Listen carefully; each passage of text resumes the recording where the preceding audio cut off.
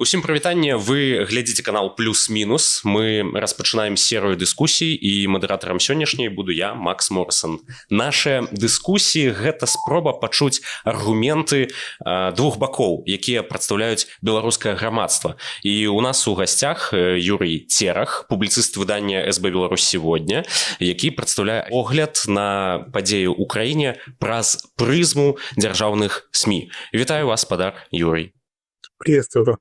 І Юрась Зянковіч, палітык, амерыканскі адвакат, былы палітвязень, чый досвед фармуе ягоную радыкальна іншую пазіцыю. Вітаю вас, спадар Юрась. Добрый дзень, вітаю, сябры. Сёння ў нас будзе два блокі. У першым мы пагутарым пра падзеі да 2021 году, а ў другім абмяркуем сучасную рэчаіснасць. І ці магчымы дыялог у беларускім грамадстве? Давайце даведаемся.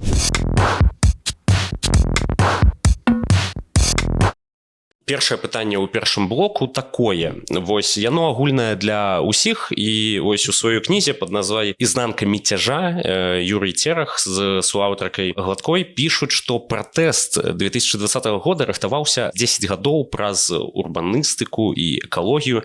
І вось ці азначае гэта, што кожная грамадская актыўнасць без кантролю дзяржавы гэта апрыёры дэструктыўная. Вось давайте пачнем з вас, як з аўтара, Юрий. Давайте, смотрите. Далеко не каждая активность деструктивная. Проблема не в активностях была. Проблема была в том, что это все финансировалось на иностранные деньги. А кто финансирует, тот, естественно, заказывает музыку. По активностям и сейчас никто ничего особо не запрещает, пожалуйста. Но без финансирования пропали желающие что-то делать. Вот и все. Вот все просто. А активничать можно как собственно, нравится. Но нельзя на это дело привлекать иностранные какие-то деньги. То есть мягкой силы в стране больше не будет. Это точно. А любые активности, пожалуйста, хоть сейчас, то есть тут никаких этих проблем нету. Хоть экология, хоть птички. А што думаеце вы, Юрась, наконт гэтага? Мне здаецца, што мой шаноўны калега Юрый Терах, ён крышачку змяшчае рамкі. Гаворка ідзе не пра тое, хто фінансуе і хто за што плаціць. Гаворка ідзе пра тое, што на сённяшні дзень у беларускай дзяржаве па сутнасці адсутнічаюць правілы гульні. Таму што першае, што трэба, хто павінен падпарадкоўвацца правілам, гэта дзяржава. У нас в Беларусі на сённяшні дзень знішчана сістэма адказнасці за гвалт, знішчана сістэма адказнасці за парушэнне заканадаўства і знішчана сістэма стрымак і супрацьвагаў для дзяржаўных дзеячоў, для дзяржаўных механізмаў. Таму гаварыць пра нейкія правілы гульні, пра тое, хто фінансуе, бессэнсоўна, таму што асноўны метад кіравання ў беларускай дзяржаве на сённяшні дзень гэта гвалт. Давайте мы перайдзем менавіта да нашай дыскусіі. Я патлумачу, што зараз у вас будзе магчымасць задаць па некалькі пытанняў адзін аднаму. Калі ласка, Юрый і Юрась, вы можете задаваць адзін аднаму пытанне. Пачнем тады з Юрася. У мяне такое пытанне. Юра, ось ты гадамі фармуеш вобраз апазіцыі як пагрозы. А ці прызнаеш ты, што ў краіне, дзе без няма належнага суду, такая рыторыка – гэта не аналіз, гэта, па сутнасці, падрыхтоўка грамадскай згоды, грамадства да таго, што дзяржава будзе ўжываць гвалт? Все, весь вопрос? Да. Ну, во-первых, я в корне не согласен, что это какая-то подготовка к тому, что оно будет использовать насилие. Государство всегда имеет инструменты какие-то для осуществления какой-то насильной деятельности, для осуществления репрессий. Это нормально, так во всем мире, во всех странах абсолютно. Есть четкое законодательство, есть четко совершенно указанные какие-то ситуации, в которых это законодательство применяется. Все расписано в кодексах. Мы как бы оба с тобой юристы. Вот. Так что я тут не вижу никакой, в принципе, проблемы. То есть, если не нарушаешь закон, с тобой ничего не происходит. Если ты его нарушаешь, к тебе начинают применяться какие-то меры. От мягких до жестких. Если тебе не нравится закон, ты или в соответствии с инструментами, данным этим самым законом, его постепенно меняешь как-то. То есть, идешь к депутатам, там, избираешься, подаешь какие-то законопроекты. Но это очень медленный и долгий процесс. Либо живешь как есть, либо уезжаешь. Вот и все. То есть Выбор просты. Або мы миримся с беспокаранностью державы, або мы повинны съезжать. Почему беспокаранностью? В чем безнаказанность государства конкретно? Ну, конкретно в том, что в 2020 году, влетку 2020 года были десятки тысяч людей сбитые, были забиты. Те кто-нибудь понес за это отказанность, те хотя проверки проводились, те хоть одна криминальная справа Точно была. проводились, это абсолютно точно. Вот. Но а за что именно нести ответственность? Были конкретные массовые беспорядки, было конкретное нарушение закона. Вот меня настолько вот умиляет этот сейчас тезис периодически, который, что это же были мирные протесты. А такой коннотации нету, мирные или нет. Они могут быть либо законные, либо незаконные. Если они незаконные, то их разгоняют. Если люди сопротивляются, то их бьют. И опять же, это не только у нас. Это абсолютно во всех странах мира такое. В чем, собственно, претензия? Что нарушили закон и за это были наказаны? Ну так везде. Претензия в том, что силовики ніколі не несут отказности. Это головная претензия. Ну, И они за что правы. если нарушают закон, точно так же. Проведите хоть один приклад. Так вот, буквально же на днях все ваши СМИ писали про посаженных бывших представителей вот, силовых структур. То есть просто сейчас мне тяжело будет открыть. Ну, буквально вчера-позавчера были статьи на ресурсах оппозиционных. Их посадили за перевышение полномочий, за то, что... За экстремистскую деятельность. То есть за хабарыцы за что их посадили? Я просто не ведаю, про что говорка. Нет, Там шмат кейс. За экстремизм. ну, То есть люди, які пасля сышлі з праваахоўных органаў, пасля сталі экстрэмістамі, ты прыводзіш як прыклад того, что державные органы несут отказность. нет, они работали, насколько я понимаю, и стали вот сейчас. Ну, опять же, для ответственности, то есть тут сам посыл такой странный, что государство не может применять силу для защиты законодательства своего? Может, любое. И Беларусь, и Америка, и Франция, и Германия, все могут. Дзяржава можа і павінна ўжываць сілу дзеля абароны заканадаўства. Але калі ў дзяржавы адзіны дзяржаўны механізм, адзіны спосаб кіравання з'яўляецца гвалт і насілле, то есть або вы падпарадкоўваецесь, або ідзеце в турму, або за мяжу, гэта ўжо мы не можам гаварыць пра як это называется в Амерыцы правовую дзяржаву. Гэта дзяржава гвалтам. Причем механизм один. Механизмов куча. Этот механизм используется только уже в самых крайних случаях, когда действительно идут какие-то серьезные нарушения, серьезные проблемы. Ну, то есть, уже чтобы эти механизмы включились, надо и правда сильно отличиться. Прямо так.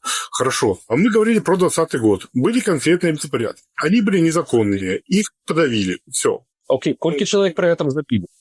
Проверка проводилась, где можно ознакомиться с выниками проверки? Те соблюдена законная процедура проверки? Те поведомлены сваяки про забитых, про то, что проверка проводилась, и чему менавіта лічыцца, что держава дзейнічала законно? Какие механизмы обскаржения? Те хоть один силовик был наказан? Ну, про внутреннее наказание я, конечно, не знаю, но то, что все проверки по всем фактам проводились, это, само собой, по-другому никак. Вся вот эта бюрократическая процедура у нас всегда работала и работает. Тут как бы без разговоров даже. Ну, такого просто не может быть.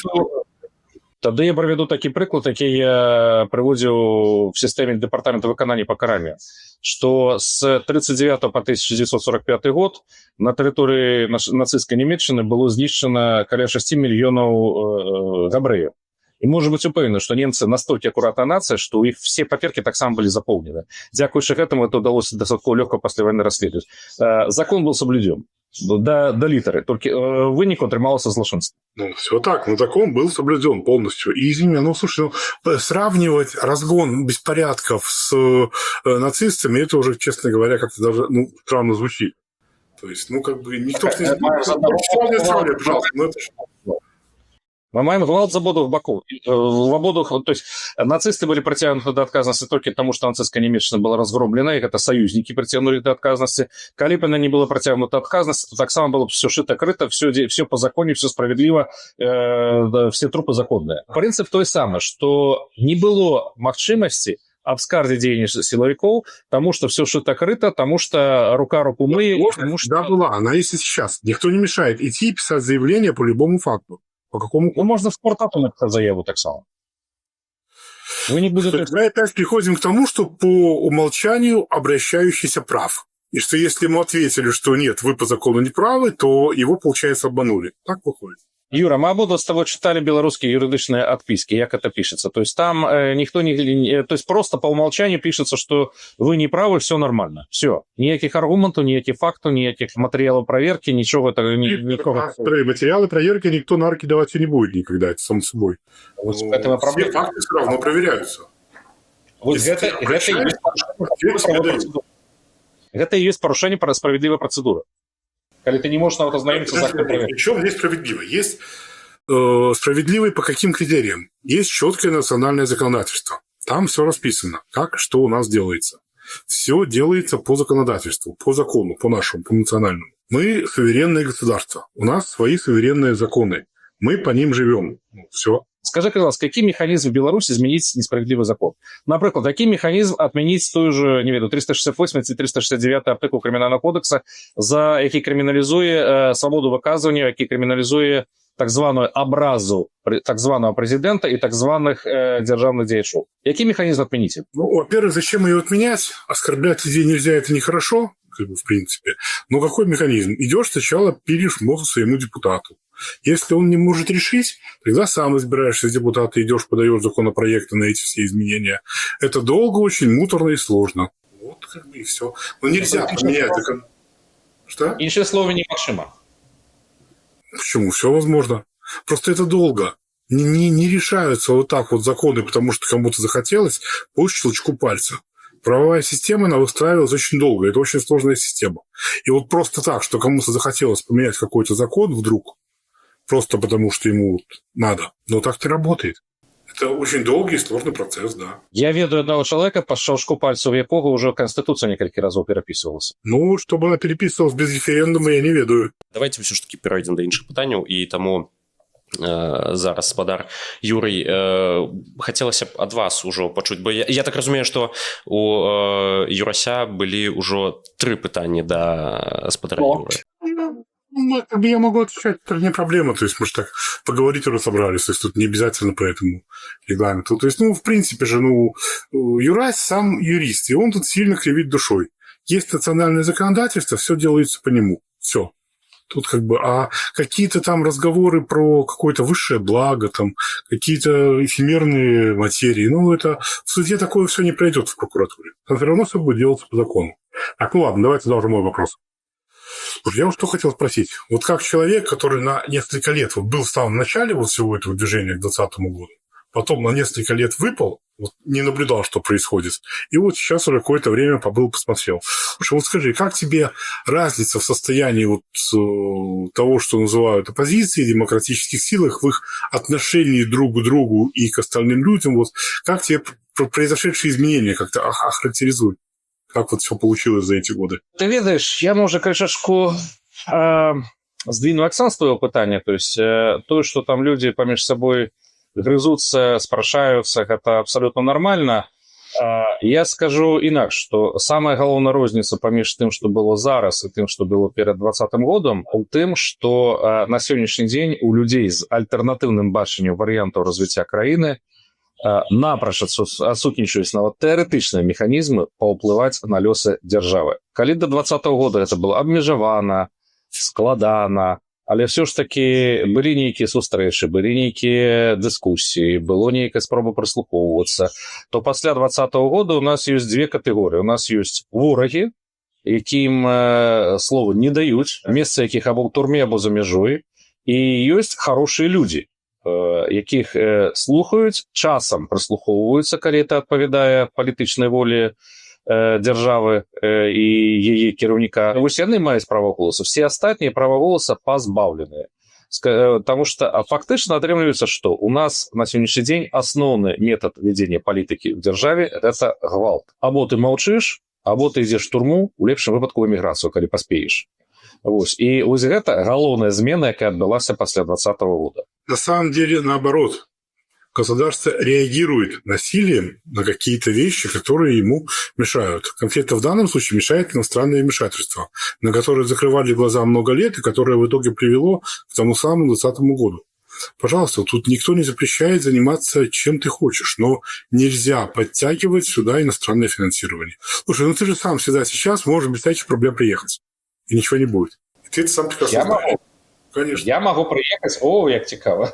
А можно Почему папірку нет? подследовать, я могу приехать, и мне ничего за это не будет. А за что? Помилование есть, отпустили, остаться предлагали. Какие проблемы?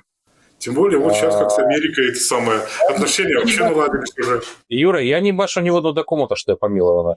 І гэта, да рэчы, пытанне, якое я задаваў у тым ліку Міністэрству юстыцыі, мне просто сказалі, што мою заяву нават не прымуць і разглядаць не будуць, таму што я сам не разумею, в якім статусе сёння. То есть, можа я в бегах по ваших папірах, я не ведаю. То есть, все може бути. Ладно, тут не знаю, я когда-то на конференции рассказывал, что были разговоры перед выходом, и все, и предлагали остаться здесь при желании, в Беларуси, насколько я помню. Юра, на жаль, размова до справы не пришьешь. Пришивается до справы. И это да. Но почему-то вот тут у нас не пришьешь, а когда мы говорим про белорусское законодательство, уже пришьешь какие-то эфемерные и размовы, и эти самые, и справедливость какую-то вот чью-то, и еще что-то. Справедливость у нас даецца в Конституцыі прапісаная крыніцам права. Добра, паехалі далей. Скажы, Юра, прама, калі вынік выбараў немагчыма змяніць, а ўдзел палітыцы караецца турмой або эміграцыяй, як это называется? Политика ці имитация политики? Что это политика. Результаты выборов в принципе нельзя изменить, потому что это выбор народа. Народ что-то выбрал, все, это зафиксировано. Если хочется менять, тогда работайте лучше к следующим выборам. Ну а что значит изменить результаты выборов? Люди проголосовали, выбор сделали.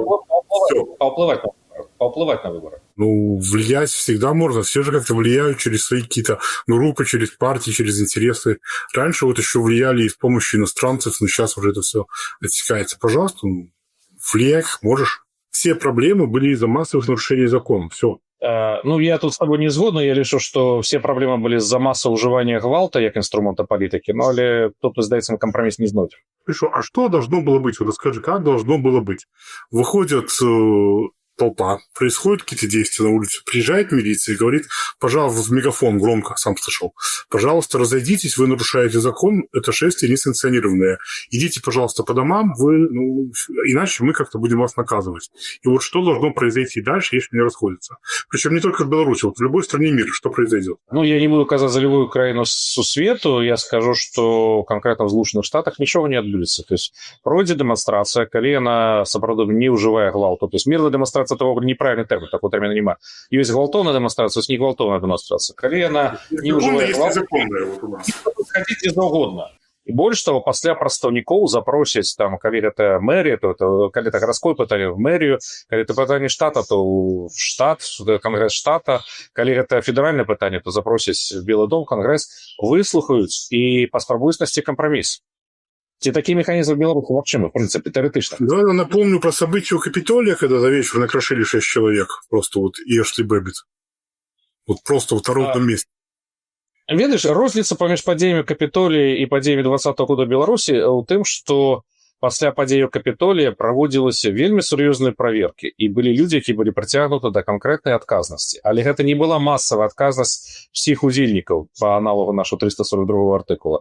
Конкретно я даже не собирал, там что-то за 10 тысяч село. Там очень хорошо посадили у вас.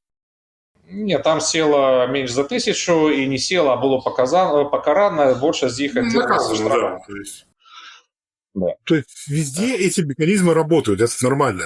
Даже для стран, которые себя позиционируют...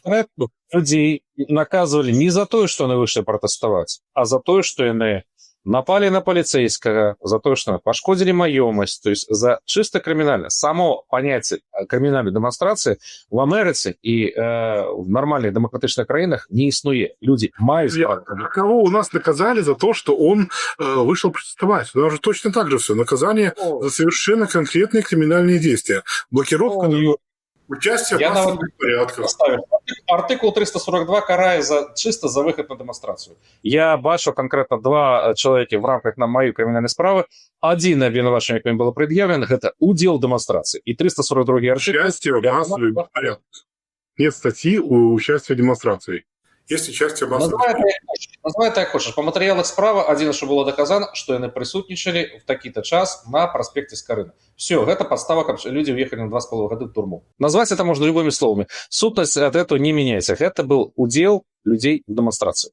Конкретно им не предъявлялись ни массовые беспорядки, ничего. Просто, что они находились физично в этом месте. Это удел демонстрации. Участие в беспорядках, да. Но, опять же, все цивилизованные страны за такое наказывают. Ну, везде, да. Не. Ну, Франция, За, желтые жилеты, могу напомнить, что было. В Германии, что было, когда были беспорядки. за то, что Любое люди государство просто... защищает себя. Это нормально. Юра, ти тут зараз свідомо просто говориш неправду. За те, що люди просто стоять, ніхто ніде, ні в Германії, ні в Франції, ні в Америці не наказує. За це наказує тільки в Республіці Білорусь. Ой, ну, ладно, соберу парочку этих самых. Было у меня парочку кейсов интересных. Соберу, потом закину что-нибудь.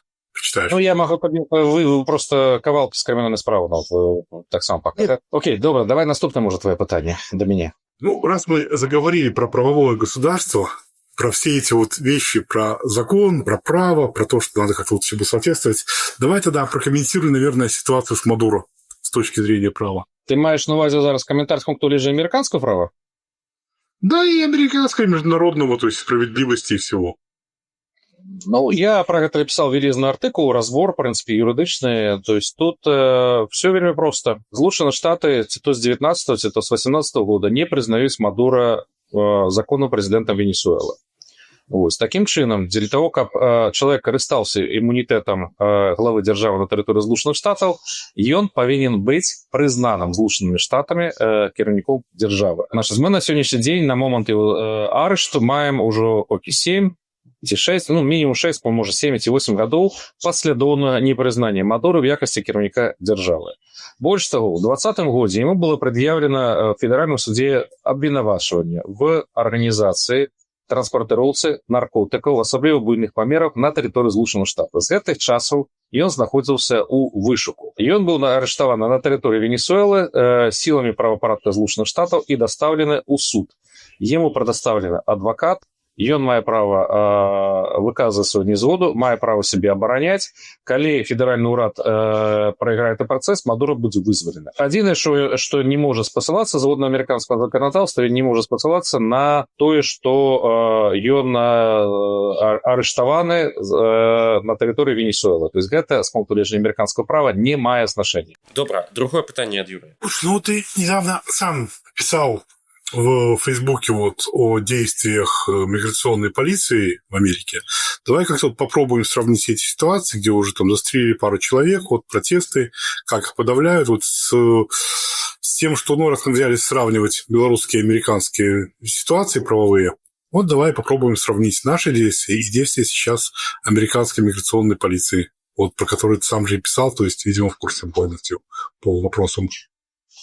Ну, тут нема нават чаго параўноўваць, тому што это две абсалютна розныя сістэмы. Адна дэмакратычная прававая, другая аўтарытарная неправавая. Розніца паміж імі ў тым, што любая прававая працэдура мае сэнс тады, калі вынікі не прадказальны як для дзяржавы ў першую чаргу, так і для ўсіх удзельнікаў гэтага працэсу. То бок, калі ў выніку правовой працэдуры дзяржаўны чыноўнік можа панесці сур'ёзную адказнасць, і ён не ведае гэта загадзя, ці ён панясе адказнасць, ці не панясе, калі дзяржава можа быць прызнана вінаватай і быць прыцягнута да адказнасці як дзяржава, тады гэта прававая працэдура, якая працуе. Калі ж гэта як в Беларусі, што куды не пішы, колькі не пішы, хоць спортлато пішы, хоць в адміністрацыю прэзідэнта, хоць парламент, хоць в суд, вынік будзе аднолькавы практычна заўсёды, то гэта не прававая працэдура. І ў гэтым асноўная розніца. То есть агенты АЭС, яны дзейнічаюць в межах прадугледжаных заканадаўствам.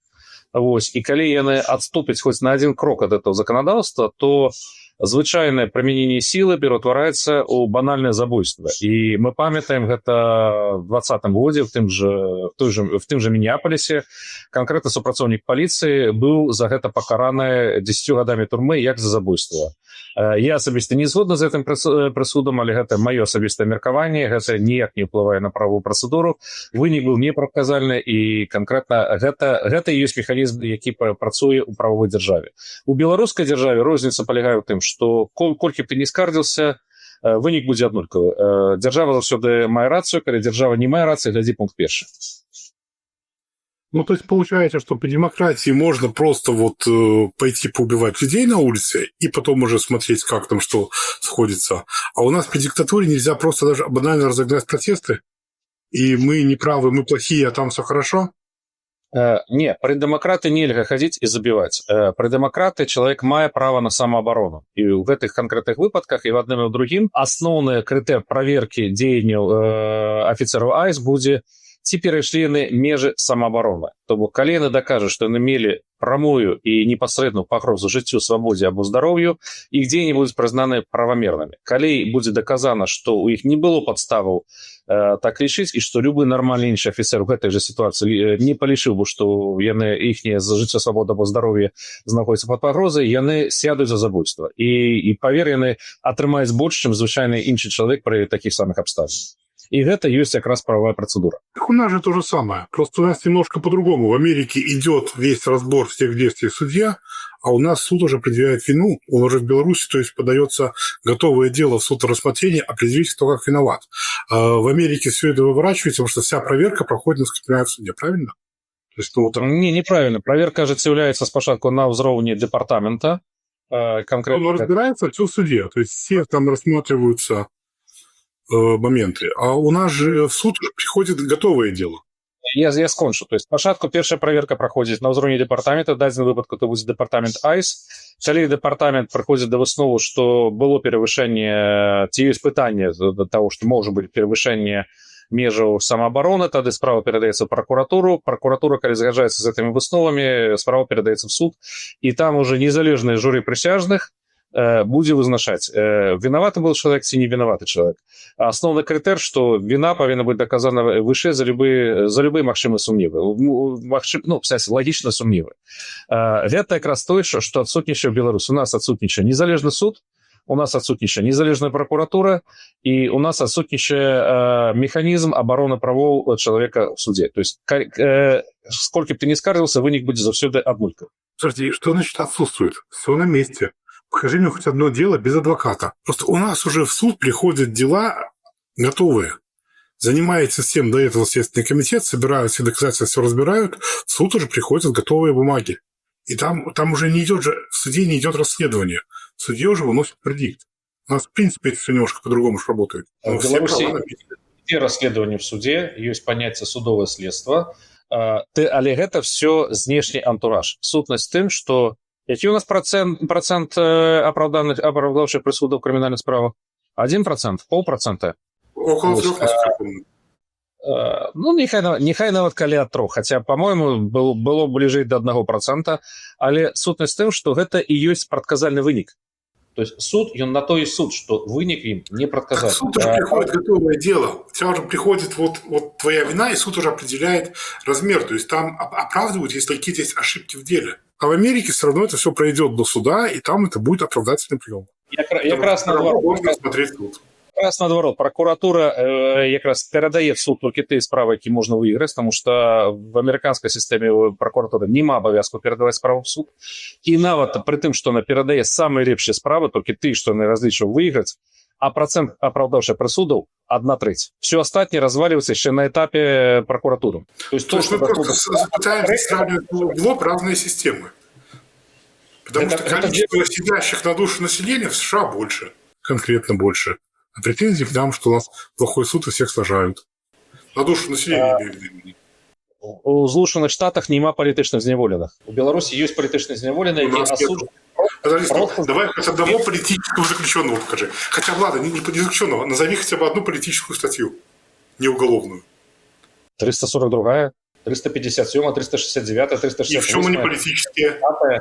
Если человек совершает какое-то уголовное деяние под, скажем так, воздействием каких-то политических мотивов, оно все равно остается уголовным. Если человек перекрыл дорогу по политическим соображениям, это все равно уголовное действие. Если он на кого-то напал, потому что не согласен с его какими-то высказами или с политикой, или повредил имущество, или еще что-то, все равно это остается уголовным деянием. Никуда от этого не уйдешь. У нас нету политической статьи ни одной. У нас, я тебе расскажу, то есть 130 артикул, ты видишь фабулу статьи, артикул этого? Слушай, я могу что-то зачитать даже, если хочешь.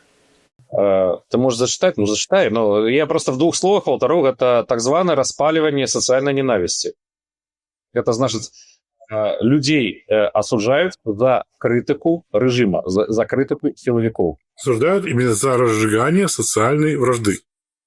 В статье же четко написано «разжигание социальной вражды».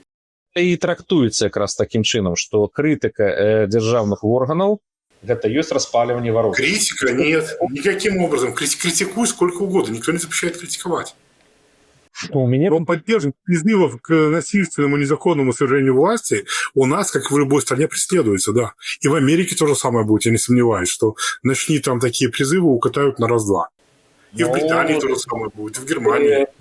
З тым ты справа, што ты памыляешься, што ў Амерыцы гэта не крымінал, да, вот прызывы да і заклікі. Вось пераход ад заклікаў да дзеянняў гэта крымінал. А пакуль ты на словах, ты гаворыш, Амерыка дастаткова моцная краіна, яна не боится слова. Беларускі рэжым, ён настолькі слабы, што ён боится просто крытыкі. Неважно якой. Крытыка, неважно якой форме она выказаная. Беларускі рэжым боится слова, і за гэта ён наказвае. Гэта і 130 артыкул, і 368, і 369. Гэта адказнасць за слово. Якія это слова? Это уже другое. Отказ – это ответственность за конкретные призывы совершенно. Ну, какая же отказность за слова? Калі рэжым боится призывов, тогда он сажает людей в турму. Калі держава не боится... Если человек призывает идти на улицу, свергать государственный строй конституционный, и это что? Нарушение или нет? Не. Пакуль ён толькі заклікае, это не парушэнне. Это только слово. То есть надо подождать, пока выйдет толпа народу, нужно будет их разогнать, все пострадают, и уже после этого тогда это будет как бы, ну, нормальное нарушение. Народу, коли она разобье шкло, коли она устроит там, не веду, беспарадки массовые, вось тады наказывать тых, кто конкретно разбил шкло, кто устроил там, не ведаю, что там, перекрыццё, подпалы там и так далее, кто дал в морду ментам. Вось гэтых людей можно наказывать. Калі люди просто вышли на вуліцу, гэта называется свобода слова. И гэта істотная розніца тое, чаго не разумеюць беларускія дзяржаўныя. Это называется незаконное массовое мероприятие. Гэта якраз власцівасць аўтарытарных рэжымаў. Калі што следчы камітэт ці яшчэ хтосьці напісаў, што сказали по тэлефоне, то суддзя аўтаматычна падпісаў. Гэта власцівасць. Я понимаю, решение такое, какое он видит по делу. Что значит, что сказали, что подписал? Давайте я трохі утручуся у вашу размову, і мне вось просто пытанне такое, а вось увогуле ці можна было вось наказваць самого Юрася? Вы ж як бы планавалі пераварот? Гэта пытанне да каго? Кому? Гэта пытанне да дзвюх бакоў. Ну, спачатку тады давайте да Юрася, а потым да Юрыя. Окей, вельмі проста. Яшчэ ў 2020 годзе, паглядзеўшы на тое, што адбывалася ў Беларусі ў жніўні, я пришел до высновы, что уладу Беларуси законным, мирным шляхом заменить немагчыма. Что белорусская улада откинула принципы законности, справедливости, и она поставила на гвалт. Калі держава ставіць на гвалт, значыць, і яна павінна сутыкнуцца з тым самым адказам з боку грамадства. І таму адзін спосаб, які в Беларусі на той момант і на сённяшні момант існуе, змены улады, гэта зужыванню фізычнай кінетычнай сілы. Я паставіў на гэта, я цудоўна усведамляў рызыку, я прайграў. Такое, на жаль, палітыцы бывае. Не заўсёды удаецца выйграваць. Але я лічу, што свае дзеянні адэкватнымі той сітуацыі, якую стварыла беларуская дзяржава. Дзяржава паставіла на гвалт, я вырашыў выкаціць такі самы гвалт в адносінах да беларускай дзяржавы. Ну, собственно, вот Юрас уже и ответил.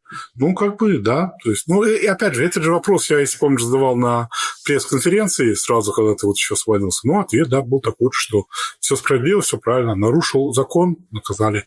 И опять же, что значит государство поставило на насилие? Государство применило насилие для разгона массовых беспорядков. Это все. Да, очень серьезно, очень много лет все это накачивалось, очень долго готовилось.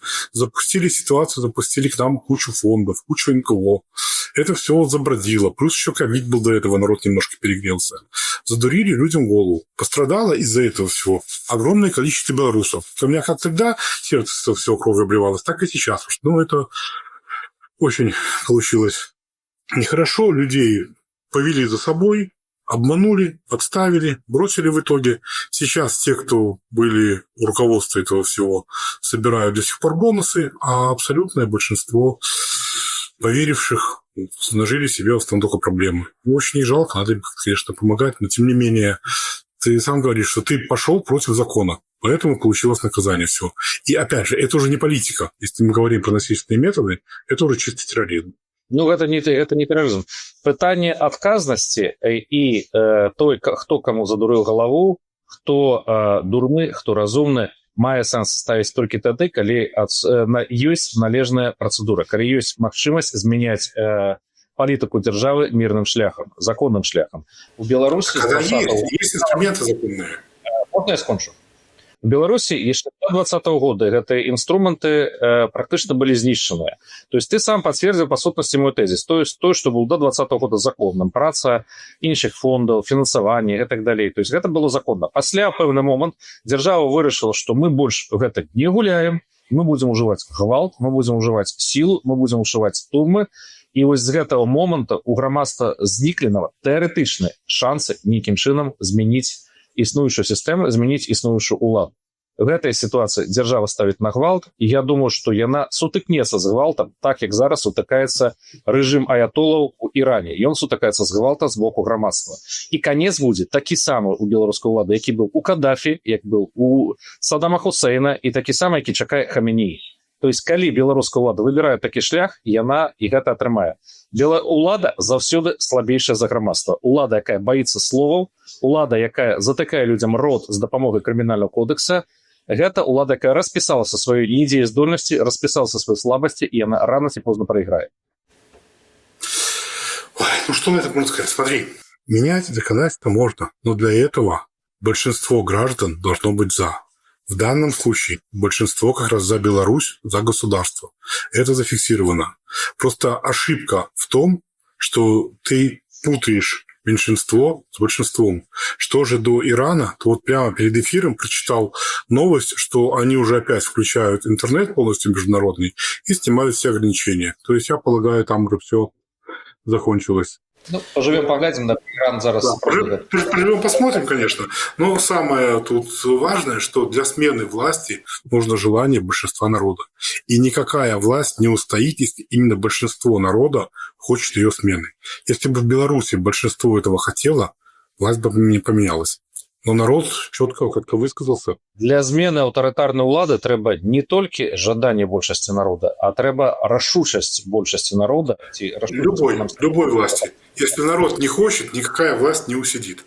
Никак. Аўтарытарная улада не змяняецца шляхам выбараў. Аўтарытарная улада заўсёды змяняецца шляхам сілавым.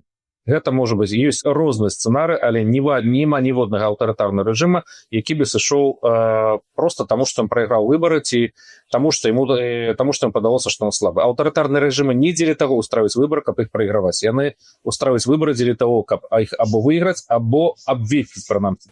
Тогда зачем их тогда устраивать? Ну, у меня к выборам вообще никаких претензий нет. Вот лично я, вот из того, что видел, я просто, я не видел других нормальных кандидатов.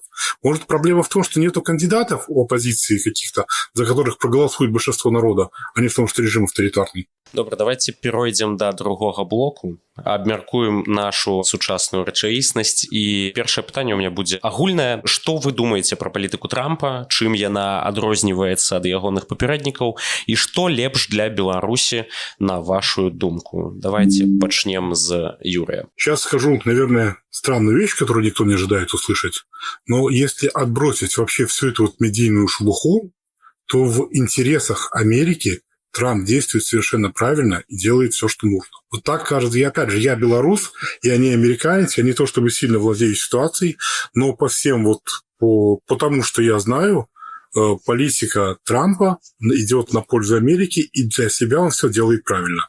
Именно для Америки. Да, он абсолютно наплевал на законность, абсолютно наплевал на международное право, но это в интересах Америки. У всех стран есть свои национальные интересы, и он сейчас пытается их прижимать. Тоже это же из Гренландии касается, это же из Мадуро, это же из прекращением финансирования фондов, с ликвидацией USAID. Это все в интересах Америки от и до. Мне так кажется.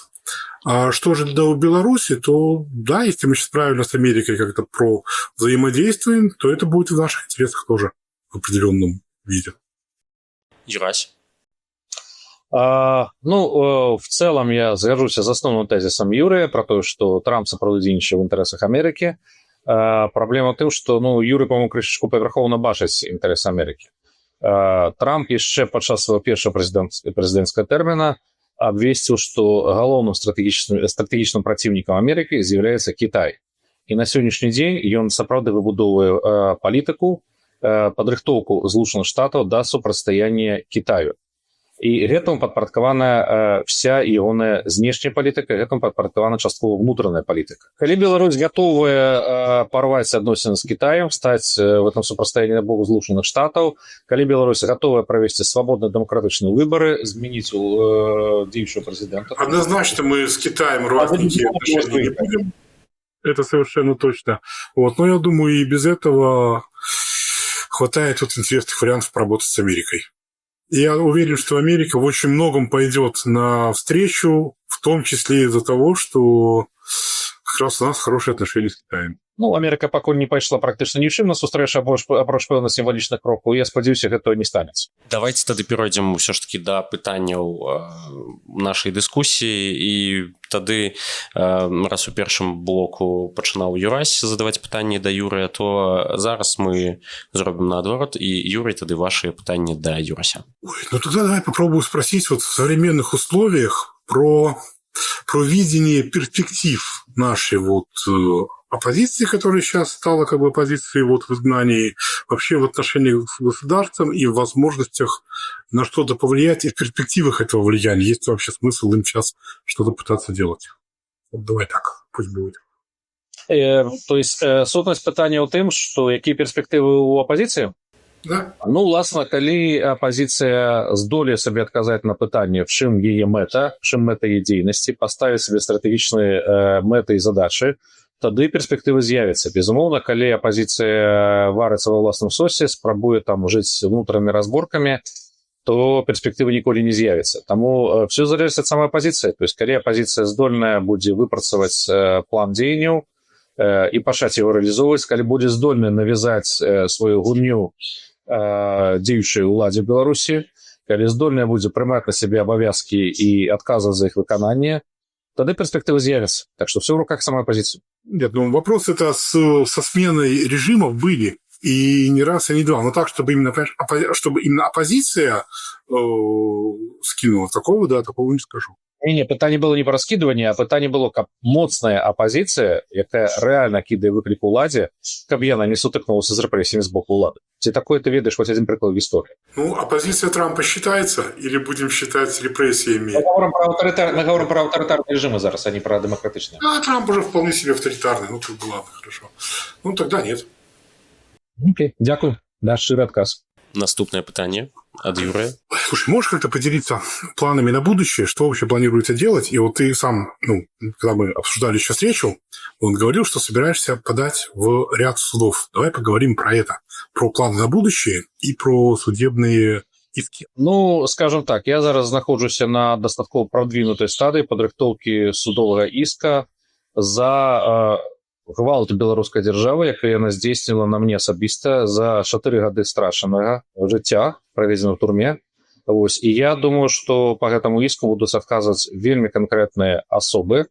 Перадаю гэтым асобам всем прывітанне. Я думаю, вы все, калі вы глядзіце, то вы ведаеце, хто гэтыя асобы. Апроч таго, да адказнасці будзе прыцягнута таксама Рэспубліка Беларуская як дзяржава. І я думаю, што я буду арыштовывать белорусские активы за межой. Слушай, ну ты сам сказал буквально минут 15 назад, что действовал против белорусского законодательства, что все так, что решил пользоваться насилием. А в чем вообще фабула иска? То есть ты в государстве, независимо, нарушил его законы, тебя за это наказали. Вот. И на что иск вообще? Фабула иска как раз про то, про что я говорю на противоапошние амаль гадзіны. Это будет парушэнне законнай правовой працэдуры. В тым ліку законнай правовой працэдуры в разумении беларускага законодаўства, а не только американского. Я уж про американское законодаўство, то, что со мной адбывалася, гэта, я думаю, что люди просто за голову будут судзі хапацца, калі я буду пералічваць, что со мной адбывалася на працягу 4 гадоў. Парушэнне законнай правовой працэдуры. Вот это основная фабула иска. То есть не то, что осудили не за дело, а то, что осудили как-то неправильно.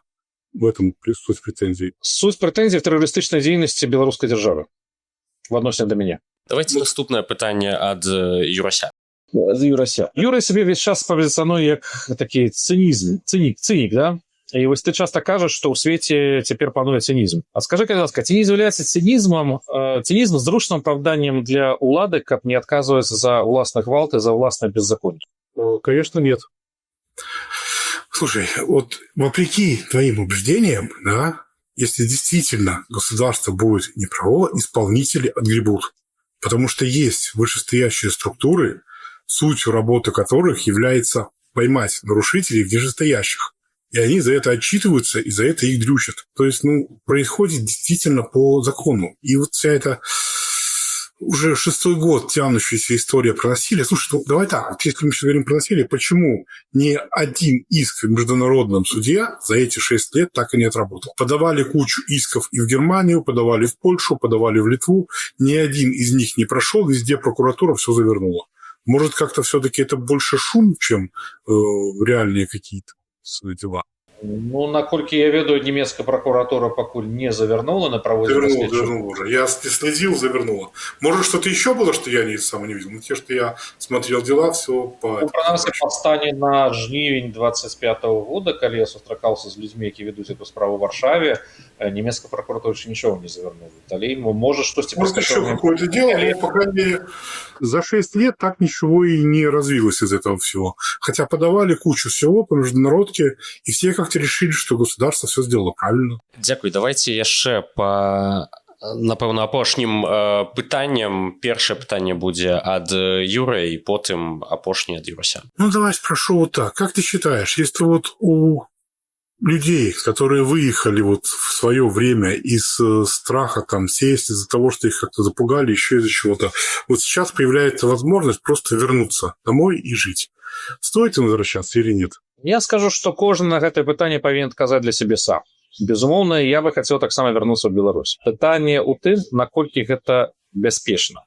То бок людзі мяняюцца, але у гэтым выпадку канкрэтна я мушу сказаць, што у любого чалавека ёсць натуральнае жаданне мець свабоду выказвання, свабоду петыцыі, свабоду дэманстрацый. І у чалавека ёсць два магчымых выбара: ехаць в Беларусь і адмовіцца ад гэтых свабод, то есть сидзець цішэй вады ніжэй травы, або рызыкаваць крымінальнай адказнасцю, або застацца за мяжой і можа цяжка жыць, потому что эміграцыя заўсёды цяжка, асабліва на пачатку, на старце, але жыць у свабодзе. Гэта выбор павінен рабіць кожны чалавек самастойна. Тут нельга казаць, што ёсць універсальны рэцэпт, і нельга навязваць свой выбор іншым людзям. Кожны вырашае для себе сам. Понятно. Я только, могу добавить, что, скажем так, вернуться гораздо проще и безопаснее, чем многие думают, и чем пытаются убедить сейчас те СМИ, которые больше влияют на территориях Польши и Литвы. Мы ж ведаем выпадкі, калі людзі нават атрымлівалі лісты з этой камісіі так званай па вяртанню, якая пацвярджала, што да іх прэтэнзій няма, пастаянна прыязджалі ў Беларусь и сядали. Вот тут я объясню, это важно. Суть комиссии по возвращению, если ты в нее обращаешься, что ты указываешь те действия, которые ты совершил. И вот то, что ты указал конкретно там, за это к тебе никаких вопросов не будет. А если человек думает, что это просто какая-то процедура в шутку и о чем-то кто-то не знает, и указывает часть какую-то, оставляет какие-то действия, которые были совершены, и он их там не указал, то с них ответственность не снимается. То есть комиссия по возвращению, это именно, чтобы вернуться, надо как-то осознать и понять, что ты делал. Надо действительно рассказать все, что было. Если ты рассказал то, что все свои вопросы, которые у тебя есть, то, чем занимался, и тебе дали ответ, что можешь вернуться, это гарантированно безопасно. Если, например, ты там вышел на марш, а потом поджег там какую-то машину, про машину не сказал, а это стало известно, то это тебе предъявят. То есть для возвращения надо закрыть все вопросы, которые у тебя могут быть. И я знаю, что абсолютно подавляющего большинства, кто хочет вернуться, реально каких-то там вопросов, проблем особо и нету. Многие же выезжали просто написав каких-то пару комментариев, где-то поругавшись, куда-то выйдя. Вот с этим возвращаться можно смело. Описываешь, что делал, пишешь сам. Я писал там нехорошие комментарии, выходил на марш, что-то еще. И возвращаться можно абсолютно безопасно. Но если у вас есть какие-то серьезные косяки, которые болтаются, и вы думаете, что они их не знают, а они их знают, то с этим назад не сунешься. Просто потому что закроют. То есть суть в чем? Кто хочет вернуться, изложили все, есть ответ, можно ехать безопасно. И апошняе пытанне ад Юрася, ад вас. Давайте. Тады у меня такое пытанне.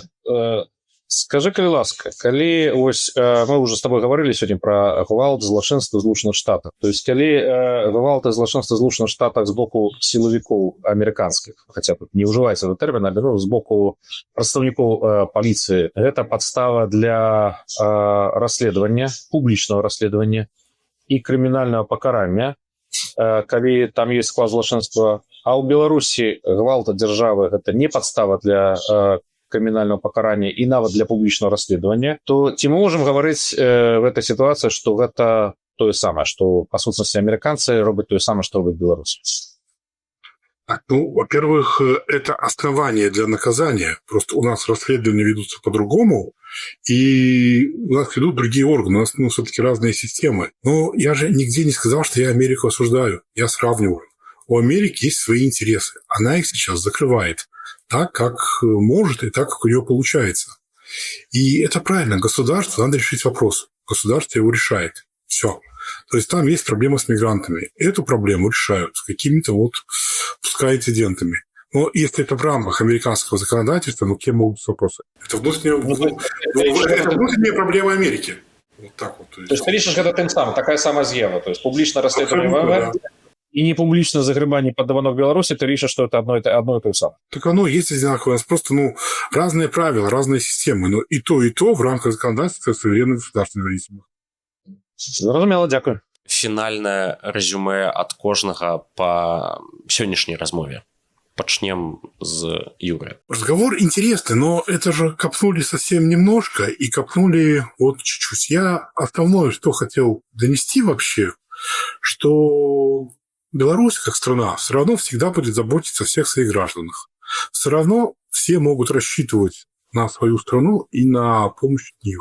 То, что что-то где-то нарушили, если было, это, в общем-то, уже во многом решаемо. Многие эти вопросы. Я, когда в прошлый раз был на платформе на эфире, уже говорил, что как-то не надо сидеть за границей, там вы там все равно будете граждане второго сорта. Кто устроился, тот устроился, ладно. Но если у вас какие-то проблемы, так, серьезно, если не устроились в эмиграции, как-то все это, наверное, можно думать, решать, чтобы возвращаться домой, чтобы это было для вас действительно уже безопасно.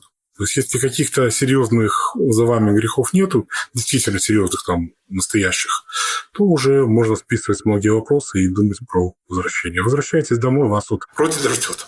Вот так вот скажем. Юрась, ваше резюме? Што сказаць, па выніках дыскусіі мы сёння высветлілі некалькі вельмі цікавых момантаў. Мы, па сутнасці, пацвердзілі, што беларуская дзяржава, беларуская ўлада слабая, што яна баіцца сваіх власных грамадзянаў, што Беларусі не існуе адэкватнай правовой працэдуры, то есть што суды, па сутнасці, падпісваюць все, што ім падсоўвае следчы камітэт ці іншыя прадстаўнікі выканаўчай улады. І гэта і ёсць асноўная праблема, што пачынаючы з 2020 года беларуская дзяржава канчаткова адкінула всялякія сумневы і канчаткова перайшла да гвалту як метадам кіравання. То бок беларуская дзяржава на сённяшні дзень не абмежаваная ні правам, ні законам, ні справядлівасцю, ніякімі прынцыпамі. Ёсць два прынцыпы. Дзяржава заўсёды мае рацыю, калі дзяржава не мае рацыі, глядзі пункт першы. І гэта і ёсць асноўная праблема беларускай дзяржавы. Пакуль беларускае грамадства не здолее, не прымусіць беларускую дзяржаву перабудаваць гэтыя прынцыпы, у нас будзе аўтарытарная сістэма. А тое, што беларускае грамадства мусіць і павінна прымушаць дзяржаву дзейнічаць в сваіх інтарэсах, я в этом абсалютна перакананы. Гэта дзяржава мусіць баяцца грамадзянаў, а не грамадзяне баяцца дзяржаву. І мы бачым, што беларуская дзяржава, лукашэнкаўская дзяржава на сённяшні дзень вельмі баіцца сваіх грамадзянаў.